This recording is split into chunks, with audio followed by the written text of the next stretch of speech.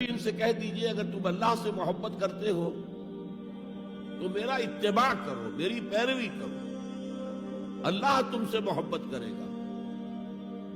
وَيَغْفِرْ لَكُمْ ذُنُوبَكُمْ، اور تمہاری خطائیں بھی بخش دے گا۔ وَاللَّهُ غَفُورٌ رَحِيمٌ، اور اللہ تو غفور بھی ہے رحیم بھی ہے۔ قُلْ اطیعوا اللَّهَ وَالرَّسُولَ، کہہ دو اطاعت کرو اللہ کی، اللہ کے رسول کی۔ فَإِن تَوَلَّوْا، پھر اگر وہ اس سے روگردانی کریں، فَإِنَّ اللَّهَ لَا يُحِبُّ الْكَافِرِينَ، تو اللہ کو ایسے کافر پسند نہیں۔ یعنی اطاعت رسول سے انکار، اللہ کی اطاعت سے انکار، گویا کہ انسان دائرہ اسلام سے خارج ہو گیا۔